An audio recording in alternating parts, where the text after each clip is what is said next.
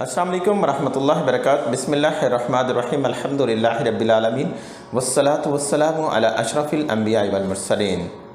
Today I shall discuss with you about the D and L glucose. The D, capital D and capital L glucose or sugar is further discussed on the basis of position of the hydroxyl group or the configuration of the hydroxyl group on the symmetric carbon, while the small d and small l sugar is further discussed on the basis of dextrorotatory or liberorotatory, either the plane polarized light rotate towards the right side or the left side. But today our topic is only the capital D and L sugar. We will further explain about the capital D and L glucose.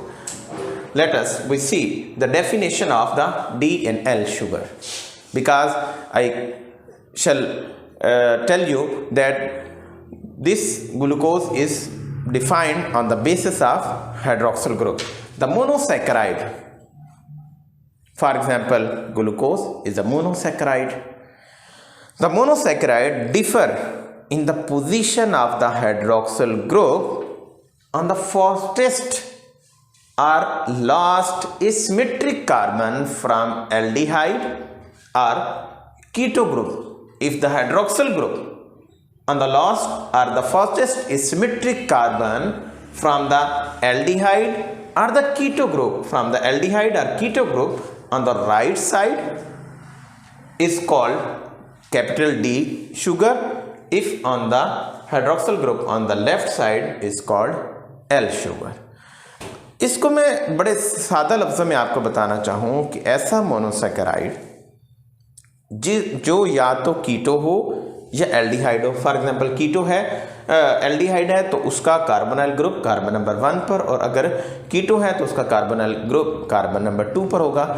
अब जो asymmetric carbon, अब जैसे for example ये हमारा glucose का open chain formula है, तो इसमें कितने एसिमेट्रिक कार्बन हैं वो आपको पता है कि 4 एसिमेट्रिक कार्बन है, और जो कार्बन नंबर 2, 3, 4 एंड 5, और ये डिस्कशन में पहले अपने लेक्चर एसिमेट्रिक कार्बन में डिस्कस कर चुका हूँ तफसील के साथ। अब इसका जो हमने कहा है कैपिटल डी और एल शुगर में जो सबसे फास्टेस्ट मतलब सबसे लास्ट वाला एसिमेट्रिक कार्बन होगा, चाहे वो एल्डिहाइड ग्रुप का हो चाहे वो कीटो ग्रुप का। फॉर एग्जांपल ये एल्डिहाइड ग्रुप है तो इसका सबसे लास्ट या फास्टेस्ट जो एसिमेट्रिक कार्बन है वो आपको कार्बन नंबर 5 बनता है, कार्बन नंबर 5 है।